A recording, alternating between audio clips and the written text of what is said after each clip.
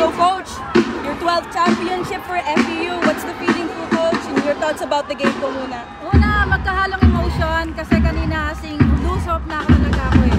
Dahil wala yung play namin. So since the start ng round 1 hanggang second round, ang ganda ng play namin, ang ganda ng passing. Pero today, walang-wala yung passing namin. Hindi lumabas yung lahat ng play namin.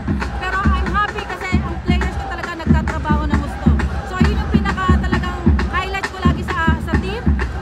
Yung sipag ng players ko when it comes to field. And then every time na na-score kami, hindi talaga sila natatapos doon. Laging bumabawi. So yung pinaka-importante sa amin talaga yung resiliency ng players.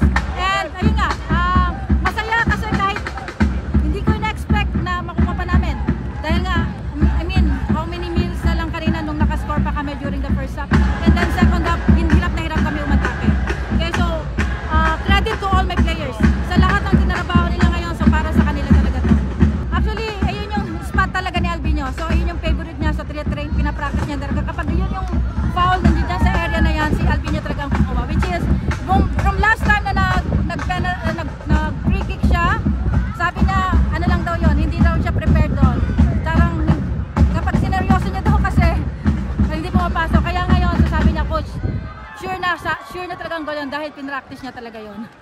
Coach, on the brink of treble na naman ang FEU if ever manaling men's team sa next Thursday. Anong masasabi niyo sa continuing excellence ng FEU program pagdating sa football? Kasi maganda rin talaga ang support ng FEU Athletics Office. So ayun yung pinaka-high ano rin namin talaga na lahat ng kailangan ng team. So yung suporta with regarding like sa field and then sa needs ng mga players namin na ibibigay talaga ng school. And then even na nahihirapan ako with regarding sa recruitment, pero yung maganda doon yung development ng players namin dahil since lahat ng mga nire-recruit ko hindi ko nakukuha, pupunta sa ibang school.